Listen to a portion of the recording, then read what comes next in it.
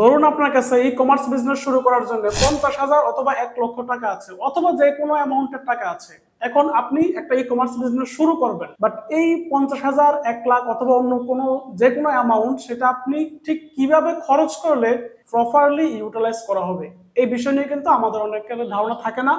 তো এই ভিডিওটা যদি আপনি দেখেন, তাহলে এই ভিডিওতে আপনি একটা ধারণা পেয়ে যাবেন যে আপনার কাছে ছোট বড় যে কোনো অ্যামাউন্ট থাকুক না কেন, আপনি সেটাকে কিভাবে খরচ করলে আপনার প্রপার ইউটিলাইজেশন হবে। এই ভিডিওটা আমি এই কারণে বানাচ্ছি, কারণ আমার কাছে এরকম একটা দুইটা নয়, অনেকগুলো উদাহরণ আছে যে যারা হচ্ছে মানে বিজনেস করার জন্য গ্রাম ছেড়ে ঢাকা শহরে আসছে, অথবা চাকরি ছেড়ে দিয়ে বিজনেস শুরু করছে। ওনার কাছে অনেক ভালো অ্যামাউন্ট ছিল, 5 লাখ 10 লাখ টাকাও ছিল, এরকম লোকও আছে। বাট ওনারা দিন শেষে পুরো টাকা শেষ করে ফেলছেন বিজনেসের পিছনে, বিজনেসও হয় নাই, এবং কি ফ্যামিলি থেকে উল্টা একটা মানে ঝামেলায় পড়লো। অনেকে আবার হচ্ছে ঋণ নিয়ে বিজনেস শুরু করেন, তো সেক্ষেত্রে হচ্ছে যে একটা বড় ধরনের মেন্টাল প্রেশার তৈরি হয়ে যায়। তো এটা কেন হয়? বেশিরভাগ ক্ষেত্রে আমি যেটা দেখেছি সেটা হচ্ছে, যেই টাকাটা আমার হাতে আছে, এটা যে আমি ঠিক কোন কোন জায়গায় খরচ করলে এটা সর্বোচ্চ সঠিক ব্যবহার হবে, এই নিয়ে আমাদের কোনো স্পষ্ট ধারণা থাকে না। তো এই ভিডিওতে আমি এই জিনিসটা ক্লিয়ার করব। আসসালামু আলাইকুম, আমি সাইফুর রহমান। যারা আমার চ্যানেল নতুন, তারা হয়তো আমাকে চিনেন না। যদি আপনি এই ধরনের ভিডিও নিয়মিত পেতে চান, তাহলে চ্যানেলটিকে অবশ্যই সাবস্ক্রাইব করে রাখবেন, যাতে করে আমি কোনো ভিডিও পাবলিশ করলে সাথে সাথে আপনি নোটিফিকেশন পেয়ে যান। তো চলুন আমি কম্পিউটার স্ক্রিনে চলে যাই। তো কম্পিউটার স্ক্রিনে চলে আসলাম। 50,000 টাকা ই কমার্স বিজনেস শুরু করার জন্য খরচের চেকলিস্ট, অর্থাৎ আপনি আপনার কাছে 50,000 থাকুক আর ছোট বড় যে কোনো অ্যামাউন্টে থাকুক না কেন, 50,000 এখানে উদাহরণ, আপনি সেটা আসলে কিভাবে খরচ করবেন, কিভাবে ইউটিলাইজ করবেন, এই বিষয় নিয়ে আমি একটু ধারণা দেওয়ার চেষ্টা করব। তো এখানে কিছু প্রাথমিক বিষয়ও আছে, সেগুলো আমি ক্লিয়ার করব, এবং নিচের দিকে চেকলিস্টটা আছে, আমি এখানে লিখে রেখেছি, এটা আমি ব্যাখ্যা করে দিব ইনশাআল্লাহ। তো প্রথমে আসেন আমি কে। আমি মোহাম্মদ সাইফুর রহমান, আমি ফাউন্ডার অফ সার্ভ থিঙ্কার। আপনারা ইউটিউব চ্যানেলে আসলে এখানে আসলে অনেক অনেক টিউটোরিয়াল পাবেন, এবং আমার সম্পর্কে আইডিয়া পাবেন। বাকি ভিডিওগুলো যদি দেখেন, আশা করি একটা ধারণা হয়ে যাবে।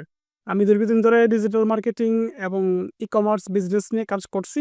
আলহামদুলিল্লাহ আমার নিজেরও বিজনেস আছে, এবং এর পাশাপাশি আমি আমার বেশ কিছু ক্লায়েন্ট আছে, তাদেরকে আমি সার্ভিস দিচ্ছি, এবং সময় সময় আপনাদের জন্য ভিডিও বানাই, এবং আমি শিখাচ্ছিও আলহামদুলিল্লাহ। তো ছোট করে আমার পরিচয় এটাই, আর বাকি কিছু বলবো না। এবার আসেন কেন এই ভিডিওটা আসলে আমি বানাচ্ছি। এটা একটা গুরুত্বপূর্ণ বিষয় যে ভাই, কোথায় আপনি টাকাটা খরচ করবেন, ছোট বড় যে কোনো অ্যামাউন্ট নিয়ে আপনি শুরু করতে পারেন, বাট খরচটা আপনি আসলে কোথায় করবেন, এটা নিয়ে আমাদের অনেকের ধারণা থাকে না। হ্যাঁ, তো এই ধারণাটা না থাকার কারণে কি হয়, যে অনেকে বিজনেস করতে আসে, বিজনেস শুরু করে, শুরু করার পরে একটা পর্যায়ে গিয়ে ওনারা বিজনেস থেকে ঝরে পড়ে। যে আশা নিয়ে, যে ড্রিম নিয়ে আসলে বিজনেসটা শুরু করছিল, যে আমি চাকরি করতেছি, চাকরিটা ছেড়ে দিলাম, আমি একটা স্বাধীন লাইফ আসলে লিড করতে চাই। যে স্বাধীনতা পিছনে আসলে অনেকে আছে, ওই স্বাধীনতাটা আসলে ফাইনালি পায় না, এবং তারা একটা সময় গিয়ে বিজনেস থেকে ঝরে পড়ে। আবার আমি এমনও দেখেছি যে অনেকে গ্রাম ছেড়ে ঢাকা শহরে আসছে, ঢাকা শহরে উনি হচ্ছে প্রতি মাসে 4-5 হাজার টাকা বাসা ভাড়া দিচ্ছেন, অন্যান্য খরচ, তারপর হচ্ছে যে বাড়ি থেকে আসা যাওয়া ইত্যাদি, মানে শহরে আসলে তো রিলেভেন্ট অনেক খরচ হয়। তো ওনার এখানে খরচে হয়ে যাচ্ছে প্রতি মাসে মানে 8 থেকে 12, 13 হাজার, 15 হাজার টাকার মতো। বাট ওনার কাছে আসেই হচ্ছে ধরেন সবকিছু মিলে 50,000 অথবা 1 লাখ টাকা।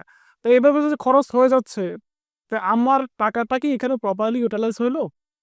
হলো না কিন্তু। আমার যে মূলধন আছে 50,000 টাকা, আমি একটা স্মল বিজনেস করব, সেই টাকা যদি আমি আসলে আমার মানে মূল কাজে বা বিজনেসের মূল কাজে খরচ না করে, আমি এমন জায়গায় খরচ করি যেখানে হচ্ছে মানে যেটা আমার এমনিতে প্রাথমিক নিড, ঠিক আছে? তখন আসলে ভাই আপনি বিজনেস করে আসলে মজা পাবেন না, বা খুব বেশি দূর নিয়ে যেতে পারবেন না, বা বিজনেসটা আপনার দ্বারা আসলেই হবে না। আর যদি সেটা নিজের পকেটের টাকা না হয়ে অন্য কারো থেকে মানে ধার করে আনা হয়, বা অন্য কোনো বিজনেসের ইনভেস্টমেন্ট হয়, তাহলে তো সেটা আরো অনেক বেশি রিস্কি। এই বিষয়গুলো আমি আমার নিজের অভিজ্ঞতা, নিজের ভুল থেকেও অনেক কিছু বলতেছি, এবং হচ্ছে যে আমি মানে কাজ করতেছি ওই গিয়ে অনেকের সাথেই কাজ করে দেখছি যে তারাও আসলে এই বিষয়গুলা সম্পর্কে ক্লিয়ার থাকে না, যার কারণে অনেক ধরনের মানে সমস্যায় তারা একসময় গিয়ে পড়ে। আমার কাছে এরকম বড়ি বড়ি উদাহরণ আছে। একটা আমি সত্য ঘটনা আপনাদেরকে এখানে আংশিক মানে গোপন রেখে বা নাম পরিবর্তন করে আমার মতো করে আমি বলছি। একটা ছেলে মানে ঢাকা শহরে আসছে অনেক স্বপ্ন নিয়ে, যে উনি ই-কমার্স বিজনেস করবেন, এবং ই-কমার্স বিজনেসের জন্য অনেকদিন ধরে উনি ট্রাইও করছেন। প্রায় ২ বছরের মতো উনি ঢাকা শহরে থাকছেন। এখন ২ বছরে ঢাকা শহরে থাকা মানে কি? প্রতি মাসে যদি ৳১০,০০০ খরচ হয় তাহলেও কিন্তু ভালো একটা অ্যামাউন্ট। ঠিক আছে? তো উনার ২ বছরে প্রায় ৳৪.৫ লাখ মতো খরচ হয়েছে। তো ৳৪.৫ লাখ মতো খরচ হয়েছে। সেই টাকা যখন আমি মানে উনার থেকে কথাবার্তা বললাম বা ক্যালকুলেশন জানতে চাইলাম, তখন দেখলাম যে আসলে এই টাকাটার বড় একটা অংশ 70 থেকে 80% হচ্ছে মানে বিজনেসের জন্যে অন্যের থেকে ইনভেস্টমেন্ট নেওয়া, ধার করে আনা। উনাকে এই টাকা আবার ফেরত দিতে হবে। আবার কোনো ক্ষেত্রে হচ্ছে প্রতি মানে মাস ওয়াইজও লাভ দিতে হবে। মানে সুদে টাকা আনা। ঠিক আছে? এরকম বিষয়। এখন ওই টাকা এনে উনি তো মানে সুদে তো আনা যাবেই না। তারপরে উনি আনছে অথবা আপনি ধার আনছে দিতে হবে। ঠিক আছে? ওই টাকা এনে উনার দরকার ছিল কি? যে বিজনেসের ডিরেক্ট যে জায়গায় বিজনেস হিট করে ওই জায়গাটাতে খরচ করা। যেরকম প্রোডাক্ট কিনা বা মার্কেটিং এর পেছনে খরচ করা বা অন্যান্য বিজনেসের প্রয়োজনীয় টুলস এর পেছনে খরচ করা। যে আমি কম্পিউটার কিনলাম বা প্রোডাক্ট কিনলাম, আমার প্রয়োজনীয় জিনিসপত্র কিনলাম, আমি ভিডিও শুট করার জন্য হয়তো একটা মোবাইল কিনলাম। এগুলো হলেও মানা যেত। কিন্তু ওই ব্যক্তি যেটা করছে সেটা হচ্ছে ওইগুলা এনে ঢাকা শহরে গাড়ি মানে ঘর ভাড়া, খাওয়া-দাওয়া এগুলার পেছনে টাকা খরচ করছে নাম্বার 1। নাম্বার 2 হচ্ছে উনি মানি বিভিন্ন বড় কোর্স দেশি-বিদেশি কিনে সেগুলোর পেছনে খরচ করছে। অ্যাকচুয়াল বিজনেসের যে কস্টিংটা বা বিজনেসে খরচ করার যে বিষয়টা, এইখানে আসলে সবকিছু মিলাইয়া ৩০, ৪০, ৳৫০,০০০ আসলে খরচ করে নাই। তো এই ব্যক্তিটার সর্বশেষ পজিশনটা এমন হয়েছে যে একটা পর্যায়ে গিয়ে মানে উনার সমস্ত মালামাল কুরিয়ারে দিয়ে তারপরে উনি গাড়িতে করে বাড়িতে চলে গেছে। ঠিক আছে? একটা বাসে উঠে বাড়িতে চলে গেছে। আর কুরিয়ার হচ্ছে যে তারপরে প্রোডাক্টগুলা আমার যে এখানে বেডিং ছিল সেগুলাকে রিসিভ করছে। তো কেন? কারণ উনার কাছে একটা পর্যায়ে মানি ৳৩-৪ লাখ ঋণের বোঝা যারা মানে যাদের থেকে ঋণ আনছে উনারা প্রেশার দিচ্ছে। অন্যদিকে উনি হচ্ছে এই বিজনেসটা মানে বিজনেস তো আর হইলও না উনার দ্বারা। উনি কোনো মানি খরচ কোন জায়গায় করছে তার কোনো প্রপার হিসাব উনি দিতে পারতেছেন না। তারপরে আবার এইখানে উনি যে ইয়েটা করছেন মানি এমনভাবে হাত খালি হয়ে গেছে যে নিজের একটা মানে ভয়ে কি করবে না কি করবে? কোনো দিক-বিদিক উনি ছুটতেছে। কোনো আইডিয়া উনার মাথায় আসতেছে না। তো এরকমটা আসলে আমি একটা উদাহরণ দিলাম। হয়তো আপনার কাছে বিরক্ত লাগতে পারে বাট এটাই সত্যি। এরকম আসলে ভুরি উদাহরণ আছে এবং আপনি যখন নতুন করে শুরু করবেন আপনি আসলে এই ধরনের ভুল করার সম্ভাবনাটা অনেক বেশি রাখেন। তো এই কারণে মূলত আমার ভিডিওটা বানানো। ভিডিওটা দেখলে আপনি ক্লিয়ার হবেন যে মানে আপনার যেই টাকাটা সেটা আসলে আপনি কোথায় খরচ করবেন এবং এই চেকলিস্টটা বা এই লিঙ্কটা হচ্ছে আমি একটু পাবলিক করে ডেসক্রিপশনে দিয়ে দিব। যাতে করে হচ্ছে আপনি মানে আইডিয়া পান এবং এইটার মতো করে আপনার সাজাইতে পারেন। আপনার অ্যামাউন্ট ৳১০,০০০ হোক আর ৳৫০,০০০ হোক আর ৳১,০০,০০০ হোক অথবা ছোট বড় যেকোনো অ্যামাউন্ট হোক। যাতে করে আপনি এইটাকে মানি কাজে লাগাইতে পারেন। আর যদি আপনার মানে আরো কোনো ডিসকাশন এর প্রয়োজন হয় তাহলে ডেসক্রিপশনে কিন্তু WhatsApp কমিউনিটি গ্রুপের লিঙ্ক দেয়া আছে। আপনি WhatsApp গ্রুপে জয়েন করবেন। ওইখানে আমি প্রতি সপ্তাহে ১ দিন মানে Google Meet এ লাইভে আসি। ওই লাইভের লিঙ্ক কিন্তু WhatsApp গ্রুপেই দেই এবং ওই লাইভে আমি হচ্ছে ওপেন ডিসকাশন করি। আপনাদের সাথে ওপেন ডিসকাশন করি। আমি বিভিন্ন টপিকস ভিত্তিক ১ম এ আলোচনা করি। তারপরে আপনাদের থেকে প্রশ্ন উত্তর নেই। আর এটা এখন পর্যন্ত ফ্রি। এখানে যে কেউ জয়েন করতে পারবে। এই কারণে যদি আপনি ভিডিওটা এতটুকু দেখে থাকেন তাহলে অবশ্যই জয়েন করে ফেলবেন। আচ্ছা, এবার আসেন চেকলিস্টে আসি। আমি এখানে চেকলিস্ট তৈরি করেছি। চেকলিস্টের টোটাল ৪ টা পার্ট। যদি ১ম পার্টে আসি তাহলে হচ্ছে one time technical setup cost. ঠিক আছে? এইখানে আপনার মানে এককালীন টেকনিক্যাল সেটআপ করার জন্য কিছু টাকা খরচ হবে। আর ২ নম্বর হচ্ছে প্রোডাকশন মানে প্রোডাক্ট মেকিং বা সোর্সিং।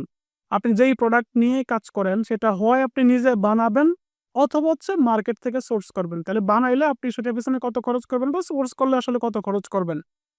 তারপর হচ্ছে মার্কেটিং বা অ্যাডভার্টাইজিং বা Facebook এ অ্যাড দেওয়া বা অন্যান্যভাবে অ্যাড দেওয়া অ্যাডভার্টাইজিং। ঠিক আছে? এটা আসবে এবং ৪ নম্বরে আসে আদার্স কস্ট অথবা হচ্ছে রিস্ক ম্যানেজমেন্ট ফি। মানে কিছু টাকা আপনার হাতে রাখা দরকার যাতে করে মানে অপ্রত্যাশিত খরচ হয়ে গেলে বা অপ্রত্যাশিত কোনো খরচের খাত বের হলে আপনি যাতে সেটা দিয়ে টিকে থাকতে পারেন।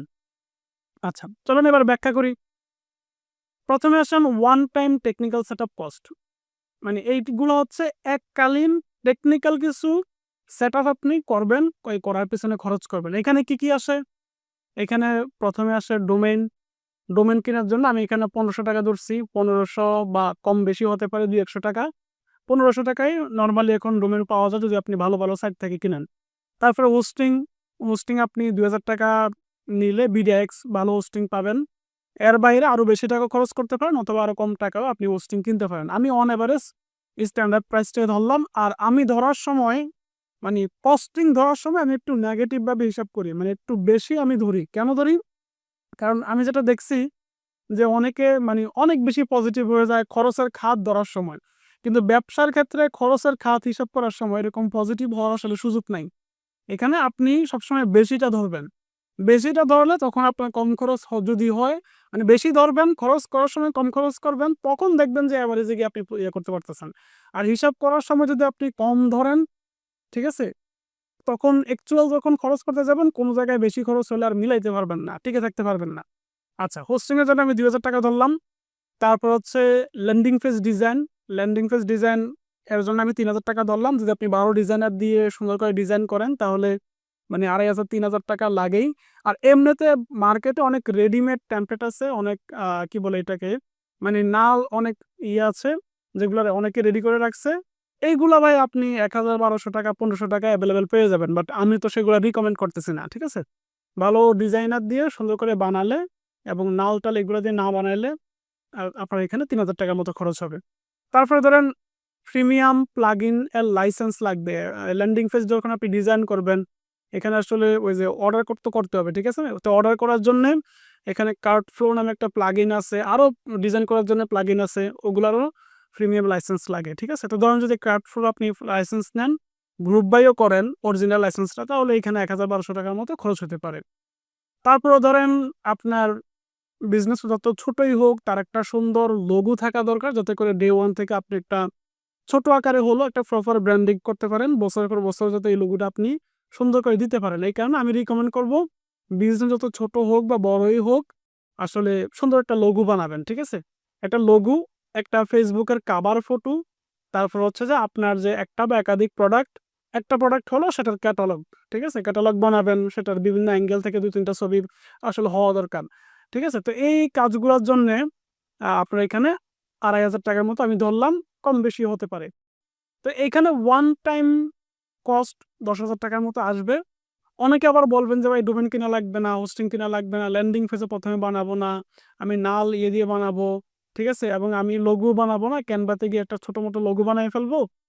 আ এগুলো হলে একেবারেই আনপ্রফেশনাল ওয়েতে হয়ে যায়। আমি আপনাকে রিকমেন্ড করব যে একটু মানে সুন্দর করে তৈরি করার জন্যে।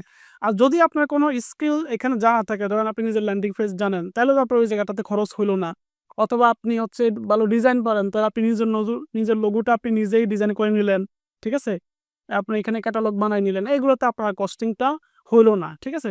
তখন কিন্তু আপনি এখানে সেভ করতে পারবেন। বাট আমি এমনভাবে এখানে লিস্টিংটা করছি যাতে করে ধরে নিলাম যে আপনার এই ধরনের স্কিলগুলা নাই। আপনি অনলাইনে নতুন আসতেছেন অথবা আপনি জব করেন। আপনার মানে ব্যস্ততা অনেক বেশি। আপনি এখানে সময় পাবেন না। সেভাবে হচ্ছে যে আমি এখানে হিসাবটা দিয়েছি। তো এই গেল total one time technical setup cost ৳১০,০০০ আমি এখানে একটা এস্টিমেট বাজেট দিলাম। আপনার কমও খরচ হতে পারে, আপনার বেশিও খরচ হতে পারে। এবার আসেন 2nd স্টেজে। সেটা হচ্ছে যে প্রোডাক্ট মেকিং অথবা সোর্সিং। মেকিং বলতে মানে এমন কোনো প্রোডাক্ট নিয়ে বিজনেস করা যদি আপনি প্ল্যান করেন যেখানে আপনি নিজে হচ্ছে মেক করতেছেন। ধরেন আমি যদি উদাহরণ দেই যে আপনি কি বিজনেস করবেন? আপনি হচ্ছে তেলের বিজনেস করবেন। ঠিক আছে? তো তেলের বিজনেস করলে মার্কেট থেকে ম্যাটেরিয়ালস কিনে এনে আপনি তারপরে সেগুলা দিয়ে একটা প্রোডাক্ট তৈরি করবেন। তারপরে ধরেন আপনি আচার তৈরি করবেন। ঠিক আছে? আপনি আচারের বিজনেস করবেন। তো আচারের বিজনেস করতে হলে কি করতে হবে? মার্কেট থেকে যত ধরনের ম্যাটেরিয়ালস আছে সেগুলা কিনতে হবে। কিনে তারপরে আপনাকে নিজে মেক করতে হবে। ঠিক আছে? তো এইটা গেল একটা যে প্রোডাক্ট হয় আপনি নিজে মেক করবেন। আরেকটা অপশন হচ্ছে মার্কেট থেকে আপনি প্রোডাক্ট সোর্স করবেন। ধরেন আপনি হচ্ছে মানে চায়না গ্যাজেট নিয়ে কাজ করবেন অথবা অন্য XYZ প্রোডাক্ট নিয়ে কাজ করবেন। তো আপনি গুলিস্তানে গেলেন অথবা হচ্ছে আপনি চকবাজারে গেলেন বা সদরঘাটে গেলেন, সেখানে গিয়ে প্রোডাক্ট সোর্স করে নিয়ে আসলেন। তারপরে মানে সেটা আপনি বিক্রি করা শুরু করলেন। এখানে টোটাল ২ টা ওয়ে আছে। তো ধরেন এইখানে আমি ৳১৫,০০০ ধরেছি। আপনার প্রোডাক্টের পিছনে মানে এরকমই খরচ করা উচিত। ১৫,০০০, ১২,০০০ বা সর্বোচ্চ ২০,০০০ এরকম একটা অ্যামাউন্ট আসলে খরচ করা উচিত। ৫০,০০০ থেকে আমি এখানে মানে 15,000 টাকা হচ্ছে ধরলাম। তার মানে হচ্ছে আমি যদি পার্সেন্টেজ দিয়ে হিসাব করি কত পার্সেন্ট এখানে আমি খরচ করতেছি, দেখবেন যে এই অ্যামাউন্টটা হচ্ছে 30%। ঠিক আছে? 30% টাকা হচ্ছে আপনি ইয়ের জন্য রাখবেন, মানে প্রোডাকশনের জন্য রাখবেন। ঠিক আছে? অনেকে যে ভুলটা এখানে করে সেটা হচ্ছে মানে আমি কোন একটা প্রোডাক্ট নিয়ে কাজ করব। এবার মার্কেট থেকে আমি কি করলাম? সেই প্রোডাক্টটা নিয়ে আসলাম, অথবা আমি চায়না একটা গ্যাজেট পছন্দ হলো। সেই চায়না গ্যাজেটটা আমি ১-১.৫ লাখ টাকা, ২ লাখ টাকা নিয়ে আসলাম। যাদের কাছে টাকা থাকে আরকি। তারপরে ভাই সেটা চালাইতে পারতেছি না। কেন পারতেছেন না? তার কোনো আনসার নাই। কেন আপনি এতগুলা নিয়ে আসলেন একসাথে? তার কোনো আনসার নাই। আপনি কিভাবে সিউর হইলেন যে আপনি যে ২ লাখ টাকার প্রোডাক্ট চায়না থেকে নিয়ে আসলেন, অথবা হচ্ছে মানে অন্য কোনোভাবে আপনি অনেক টাকার প্রোডাক্ট বানায় ফেললেন, যাতে চলবে, আপনি সেটা কিভাবে মানে গ্যারান্টিটা পাইলেন? এগুলোর কিন্তু কোনো আনসার তাদের কাছে আসলে নাই। তো ১ম বিষয় হচ্ছে আপনার টোটাল যে অ্যামাউন্ট, সেই অ্যামাউন্টের ৩০% ৩৫% বা আরো কম বেশি এরকম একটা অ্যামাউন্টে হচ্ছে আপনার এখানে খরচ করা উচিত। মানে ৩ এর ১ ভাগ আপনি হচ্ছে প্রোডাক্ট মেকিং বা সোর্সিং এর পেছনে খরচ করেন। আর বাকি টাকাগুলো আপনার অন্যান্য জায়গায় খরচ করতে হবে। কারণ এখানে মার্কেটিং আসতেছে। মার্কেটিং এ খুব ভালো একটা বাজেট রাখা লাগে। এবং আমি বলব যে মার্কেটিং এ আপনি বেশি বাজেট রাখেন। প্রয়োজনে মার্কেটিং এ 50% বাজেট রাখেন। ঠিক আছে? কারণ মার্কেটিংটাই দিন শেষে গিয়ে সব। প্রোডাক্টটা কিন্তু সব না। আপনার কোনো প্রোডাক্ট মেক করারও প্রয়োজন নাই। আপনি স্যাম্পল নিয়ে আসেন, আপনি সেটা দিয়ে অ্যাড রান করেন। কাজ করলে তখন হচ্ছে প্রোডাক্ট বানায়েন। আচ্ছা, আমি একটা সুন্দর মানে উদাহরণ দেই। তাহলে এখানে ৳১৫,০০০ আপনি হচ্ছে মানে প্রোডাক্ট মেকিং করার জন্য বা সোর্সিং করার জন্য আপনি রাখবেন। এই টাকা দিয়ে আমি কখনো এটা রিকমেন্ড করব না যে আপনি টোটাল ৳১৫,০০০ র প্রোডাক্টে একবারে কিনে ফেলেন। ঠিক আছে? মার্কেট থেকে ৳১৫,০০০ র প্রোডাক্ট আপনি একবারে কিনে নিয়ে আসেন। এটা আমি কখনোই রিকমেন্ড করব না। যেটা আপনি করবেন সেটা হচ্ছে আপনি ১ম এ মার্কেট থেকে স্যাম্পল আনেন। ধরেন উদাহরণস্বরূপ আপনি হচ্ছে মানে ফ্যান নিয়ে কাজ করবেন। আপনি চকবাজার থেকে মানে ফ্যান আনবেন বা গুলিস্তান থেকে ফ্যান আনবেন। তারপরে সেটা আপনি মার্কেটে বিক্রি করবেন। জাস্ট একটা উদাহরণ। এখন আপনি এই ফ্যানটা আগে করেন। আগে মার্কেটে আপনি এটাকে মানে একটা স্যাম্পল এনে অ্যাড তৈরি করে আপনি সেটা বিক্রি করার চেষ্টা করেন। যদি সেটা বিক্রি হয় অথবা যদি সম্ভাবনা দেখেন যে এই প্রোডাক্টটা আমি চালাইতে পারবো, তখন আপনি মার্কেটে গিয়ে এইবার এতটুকু সর্বনিম্ন কোয়ান্টিটি আনেন যতটুকু হচ্ছে দোকানদার আপনাকে পাইকারিতে দিবে, অথবা হচ্ছে আপনি এখানে মানে যতটুকু আনলে আপনি কনফার্ম যে আপনি এটা বিক্রি করে ফেলতে পারবেন। ধরেন আপনি মার্কেটে ১ম আনলেন ১ পিস, অথবা ভিডিও করার জন্য আপনি ২ পিস ৩ পিস আনলেন। ঠিক আছে? এটা এনে এটা দিয়ে আপনি খুব সুন্দর করে ভিডিও তৈরি করলেন। তারপরে Facebook এ এড দিলেন। এবার আপনি দেখলেন যে আরে সেল হইতেছে বা আমি কনফার্মেশন পাচ্ছি যে এই জিনিসটা আমি সেল করতে পারবো। এবার আপনি মার্কেটে আবার যান। দামাদামি করেন যে ভাই পাইকারি যদি আমি নিতে চাই, আমি ক্ষুদ্র ব্যবসায়ী। সর্বনিম্ন আমি হচ্ছে কয়টা প্রোডাক্ট নিতে পারবো? কয়টা প্রোডাক্ট আমাকে নিতে হবে? এটা নিয়ে আপনি আমাকে মানে ক্লিয়ার ধারণা দেন। তখন তারা হয়তো বলবে যে ভাই ১/২ ডজন নেন, অথবা আপনি ১ ডজন নেন। ১ ডজন নিলে পাইকারি রেটে ধরবো বা বিভিন্ন বিষয় আপনাকে বলবে। তখন আপনি এতটুকু প্রোডাক্ট নিয়ে আসবেন পাইকারিতে, অথবা হচ্ছে আপনি ৩ টা আনলেন, অ্যাড রান করলেন, ৩ টা সেল করলেন। এবার আপনি দেখতেছেন আমি যদি ৬ টা আনি তাইলে আমি কনফার্ম যে বিজনেস যদি আমার এটা নাও চলে তারপরে আমি ৬ পিস বিক্রি করে দিতে পারবো। আপনি ৬ পিস আনেন। তারপরে ৬ পিস আনার পরে আপনার কনফিডেন্সটা কিন্তু আরো বাড়বে বা মার্কেট জায়গাটা, মার্কেট পজিশনটা আপনি দেখবেন যে আরো ওপেন হচ্ছে। তখন আপনি ১২ পিসে যান, তারপরে ৩০ পিসে যান, ৫০ পিসে যান। এভাবে আপনি যান। এবং আপনার টোটাল অ্যামাউন্টের মানে আমি রিকমেন্ড করব 30% আপনি এখানে খরচ করেন। তো আশা করি এই জায়গাতে আপনি বেশ কিছু আইডিয়া পেয়েছেন। তারপরে আসেন মার্কেটিং বা অ্যাডভার্টাইজিং। ঠিক আছে? অথবা Facebook অ্যাড যেটাই আপনি বলেন। এখানে আমি ৳৫০,০০০ থেকে ৳২০,০০০ ধরলাম। তো এটা কত পার্সেন্ট? যদি আমি পার্সেন্টেজ দিয়ে ধরি, তাহলে এটা কিন্তু আমার টোটাল অ্যামাউন্টের ৪০%। টোটাল অ্যামাউন্টের কিন্তু আমার এটা ৪০%। আমি রিকমেন্ড করি আপনি আরো বেশিও রাখতে পারেন। ঠিক আছে? আরো বেশিও রাখতে পারেন। অ্যা আমি এখানে রিস্ক ম্যানেজমেন্ট ফি হিসাবে ৳৫,০০০ রাখছি। এইটাও হয়তো আমি এখানে খরচ করে ফেলবো। মানে মার্কেটিংটা হচ্ছে একেবারে মানে সর্বোচ্চ গুরুত্বপূর্ণ একটা বিষয়। তো এই কারণে মার্কেটিং এর সবচাইতে হাইয়েস্ট বাজেট রাখা লাগে। তো এখানে ৳২০,০০০ রাখলেন। এই ৳২০,০০০ আপনি কোথায়, কোথায় খরচ করবেন? এই ৳২০,০০০ দিয়ে আপনি হচ্ছে ডলার কিনবেন। এটা ডলারের পেছনে ব্যয় করবেন। তারপরে হচ্ছে এটা আপনার যদি ধরেন মানে নলেজ না থাকে যে কিভাবে অ্যাড রান করতে হয়, তাইলে হয়তো আপনাকে কারো দ্বারস্থ হইতে হবে। তো ওনাকে হয়তো ফি দেয়া লাগবে, সেটার পিছনে খরচ করবেন।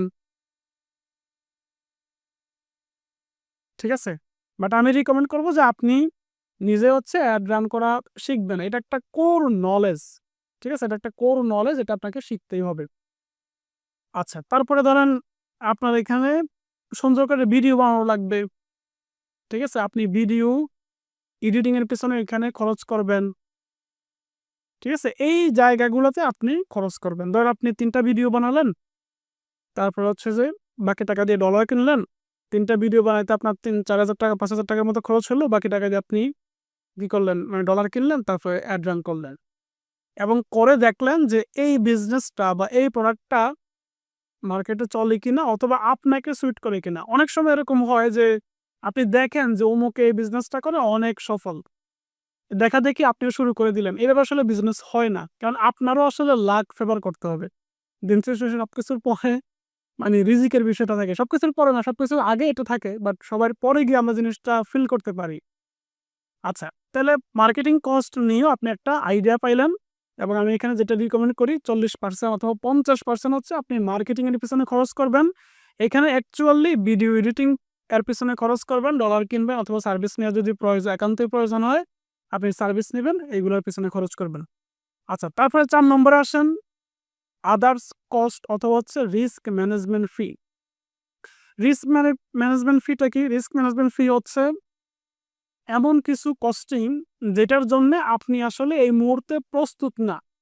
ঠিক আছে? আমরা যখন ক্যালকুলেশন করি, তখন অনেক কিছুর জন্য আমরা প্রস্তুত থাকি না। ঠিক আছে? তো এই প্রস্তুতিটা না থাকার কারণে যখন অ্যাকচুয়ালি খরচ হয়, তখন আসলে প্রবলেমটা ফেস করি। তো এখানে আদার্স কস্ট বলতে ধরেন আপনি মানে কি করলেন, এই আপনি তো ফোনে কল দিবেন, ঠিক আছে না? ফোন কল দিবেন। তো মোবাইল বিল এখানে আছে। আপনি ধরেন গুলিস্তান বা চকবাজারে যাবেন। আসা যাওয়ার এখানে কি আছে? মানে খরচ আছে। তো এখানে ট্রান্সপোর্ট মানে কস্ট আছে। ঠিক আছে? তারপরে এভাবে আরো ছোটখাটো অনেক মানে খরচ এখানে থাকতে পারে। তো এইগুলা করবেন। এর বাইরে ধরেন আপনি চিন্তা করছেন যে ধরেন এক জায়গা থেকে আরেক জায়গায় যাবেন, রিক্সা ভাড়া হচ্ছে এখানে ৳৩০। বাট ঐদিন এমন সিচুয়েশন তৈরি হলো, ৳৩০ র জায়গায় ভাই ৳৭০ খরচ হয়ে গেছে। এরকমটাও কিন্তু হয়। অর্থাৎ এমন কস্টিং যেটার জন্য আপনি সাধারণত প্রস্তুত না। ঠিক আছে? এই ধরনের অনেক বিষয় এখানে চলে আসে। তো এটার জন্য আপনি ৳৫,০০০ রাখেন রিস্ক ম্যানেজমেন্ট ফি হিসেবে। তো এভাবে আপনি জিনিসটাকে সাজান এবং ট্রাই করেন। আপনি যদি পুরো বিষয়টাকে একত্র করেন, তাহলে দেখবেন যে এখানে ৳৫০,০০০ হয়ে যাচ্ছে। ঠিক আছে? তো এভাবে আপনি সাজাবেন। দেখেন, আমি এখানে কোথাও এটা লিখি নাই যে আপনি হচ্ছে বাসা ভাড়া দিবেন। বাসা ভাড়া দেওয়ার জন্য আপনার ধরেন এখানে ৳৫,০০০, মানে ঢাকা শহরে আপনি থাকতেছেন। বিজনেস করবেন এজন্য, তো বাসা ভাড়ার জন্য আপনার ৳৫,০০০। তারপর হচ্ছে যে আপনার এখানে একটু সমস্যা হইছে। আপনার এখানে ধরেন মানে খাবার আছে। খাবারের জন্য আপনি এখানে ৳৪,০০০ খরচ করতেছেন। তারপর হচ্ছে যে বা অন্যান্য কস্টিং আছে, সেগুলোর পিছনে আপনি খরচ করতেছেন। অথবা হচ্ছে বিজনেস করবেন। এটা করার নামে আপনি কি করলেন, একটা হুট করে মোবাইল কিনে নিলেন বা ক্যামেরা কিনে নিলেন। অথবা হচ্ছে কোন ধরনের ক্যালকুলেশন ছাড়া হচ্ছে একটা ল্যাপটপ কিনে ফেললেন। ঠিক আছে? যে অনেক বেশি দাম দিয়ে, যেটার সাথে আপনি এই মুহূর্তে রিলেট করতে পারতেছেন না। তো প্রথমত মানে এইগুলা যদি আপনার প্রস্তুতি না থাকে যে ভাই আমার বাসা ভাড়া বা খাবার খরচ আমি প্রস্তুতি নাই, তাহলে তো ঢাকা শহরে আসা দরকার নাই বা কোনো জায়গা শহরে আসার দরকার নাই। আপনি গ্রাম থেকে ই-কমার্স বিজনেস শুরু করেন। দ্বিতীয় বিষয় হচ্ছে, যদি আপনার পকেট খরচও না থাকে, তাইলে আপনি আগে অন্য কোনো বিজনেস না মানে অন্য কোনো আ সোর্স থেকে, সেটা হোক টিউশনি অথবা হোক মানে অন্য কোনো জায়গায় জব, যেটাই হোক, যেটা করে আপনি আগে নিজের পকেট খরচ বা নিজের সারভাইভাল কস্টটা আপনি মানে ম্যানেজ করেন। যাতে করে এইটাকে এনে বিজনেসের ভিতরে ঢুকাইতে না হয়। ঠিক আছে? আপনি যে অ্যামাউন্টটা বিজনেস করার জন্যে নিজের পকেট থেকে খরচ করতেছেন অথবা ইনভেস্টমেন্ট নিচ্ছেন, সেটা যাতে প্রপারলি আপনি বিজনেসে ইউটিলাইজ করতে পারেন। ওই যে গল্পটা আমি ১ম এ বললাম যে মানে ২-২.৫ বছরে উনার হচ্ছে ৳৪,৫০,০০০ র মতো খরচ হইছে, এবং সেইখানে প্রায় 70% এর উপর টাকাই হচ্ছে ধার করে আনা এবং সুদে আনা। এই টাকা উনি কোন জায়গায় কোন খাতে খরচ করছে তার প্রপারলি কোনো ডকুমেন্টেশনও নাই, এবং সেটা উনি হচ্ছে দিতেও পারতেছে না। ঝামেলায় পড়ে গেছে। এবং আমি যখন ক্যালকুলেশনে বসলাম তখন দেখলাম যে উনি বাসা ভাড়া, খাবার খরচ, ঢাকা শহরে থাকতেছে, এই থাকতেছে যে এখানে ওনার ওয়াইফ মাঝে, মাঝে আসতেছে, সেগুলোর কস্ট হাবি-জাবি এগুলোর পেছনে খরচ করতেছে। অ্যাকচুয়াল বিজনেসে খরচ করার যে বিষয়টা সেটা কিন্তু আসলে করতেছে না। আবার অনেকে যেটা করে বিজনেসের নামে শুধু প্রোডাক্ট, হিউজ প্রোডাক্ট স্টক করে ফেলে। তারপরে দেখা যাচ্ছে যে উনার মার্কেটিং করার জন্য বাজেট নাই। উনি মানে প্রোডাক্ট অনেক দামি বাট যেন তেনভাবে একটা Facebook পেজ খুলে বসে আছে। সেটা দিয়ে তো আসলে কিছু হবে না। এই ধরনের ভুলভাল করে থাকে। তো এইখানে এটা হচ্ছে ৳৫০,০০০ এবার ধরেন যদি আপনি ৳১,০০,০০০ নিয়ে নামেন, তাহলে আপনার ইয়েটা কেমন হবে? তো ধরেন আমি এখানে ৳১,০০,০০০ লিখলাম। আপনার যে ওয়ান টাইম কস্টিং গুলা এগুলো তো সেইম এ থাকবে। ঠিক আছে? আপনার এখানে ১ নম্বর যে কস্টিংটা সেটা আপনার সেইম এ থাকবে। ২ নম্বরে আসেন, এই জায়গায় আপনি এই ৳১৫,০০০ কে ডবল করেন। ধরেন ১৫ কে আপনি 30 কে করলেন। ঠিক আছে? তারপরে আপনার ৩ নম্বরে মার্কেটিং কে আপনি ডবল করেন। ২০,০০০ কে আপনি ৪০ কে করে দেন। ৪০,০০০ করে দেন। রিস্ক ম্যানেজমেন্ট ফি টাকেও আপনি এখানে 5 কে হচ্ছে 10,000 করে দেন। ঠিক আছে? অথবা এই জায়গায় মার্কেটিং এর পেছনে আপনি আরো টাকা ঢুকাই ফেলেন। ঠিক আছে? তখন আপনার এখানে এভাবে ইয়ে হবে। অর্থাৎ মোট বিষয় ওয়ান টাইম কস্টিং যেগুলা সেগুলাও সবসময় অলমোস্ট সেম। আপনার যদি ভলিউম বেশি হয় তাইলে আপনি মার্কেটিং এ বেশি টাকা রাখবেন মার্কেটিং করার জন্যে। তারপরে সেকেন্ড প্রায়োরিটি হচ্ছে আপনি এই প্রোডাক্ট মেকিং অথবা সোর্সিং এর পেছনে রাখবেন। এবং এটার সাথে সমানতালে রিস্ক ম্যানেজমেন্ট ফিটাও বেশি নিবেন। ধরেন ৳৫০,০০০ র জন্য ৳৫,০০০ রিস্ক ম্যানেজমেন্ট ফি নিলাম। ৳১,০০,০০০ হলে আমি ৳১০,০০০ নিলাম বা আরো কোনো ছোট বড় অ্যামাউন্ট নিলাম। ঠিক আছে? এভাবে হচ্ছে যে আপনি একটা প্রপার প্ল্যান করে আপনার বিজনেসটাকে শুরু করবেন। তো যদি ভিডিওটা নিয়ে এই টপিকসে আরো কোনো বিষয় জানার থাকে তাহলে অবশ্যই কমেন্ট করে জানাবেন। আর যদি WhatsApp গ্রুপে জয়েন করে না থাকেন এখনো তাহলে অবশ্যই WhatsApp গ্রুপে জয়েন করবেন। ডেসক্রিপশনে লিংক দেওয়া আছে। প্রতি সপ্তাহে ১ দিন হচ্ছে আমি Google Meet এ ওপেন ডিসকাশন করি। আমি Google Meet এ আসবো আগে থেকে ঘোষণা দিয়ে। ওই সময় জয়েন করবেন। আমি কোনো টপিকস ভিত্তিক ১ম এ আলোচনা করব। তারপরে আপনাদের থেকে Q&A সেশন হবে। ওইটা ওই টপিকসে হতে পারে অথবা অন্যান্য র‍্যান্ডম যেকোনো টপিকসে হতে পারে। তো ভিডিওটি আশা করি হেল্পফুল হয়েছে। যদি হেল্পফুল হয়ে থাকে তাহলে আপনি একটু লাইক দিবেন। যদি কোনো প্রশ্ন থাকে তাহলে কমেন্ট করে জানাবেন। আমি ইনশাআল্লাহ রিপ্লাই দেওয়ার চেষ্টা করব। আমি প্রতি সপ্তাহে ১ দিন Google Meet এ ওপেন ডিসকাশন করে থাকি। অর্থাৎ আমার সাথে সরাসরি কোলাবোরেট করার বা প্রশ্ন করার সুযোগ আপনি পাবেন। ইনশাআল্লাহ আমি সেখানে আনসার দেই এবং টপিকস ভিত্তিক আলোচনা করি। যদি আপনি ওপেন ডিসকাশনে জয়েন হতে চান তাহলে ডেসক্রিপশনে WhatsApp গ্রুপের লিংক দেওয়া থাকবে। আপনি অবশ্যই WhatsApp গ্রুপে জয়েন হয়ে যাবেন। বাকি ইনফরমেশন সেখান থেকে পাবেন ইনশাআল্লাহ। দেখা হবে পরের ভিডিওতে। ধন্যবাদ, ভালো থাকবেন। আসসালামু আলাইকুম।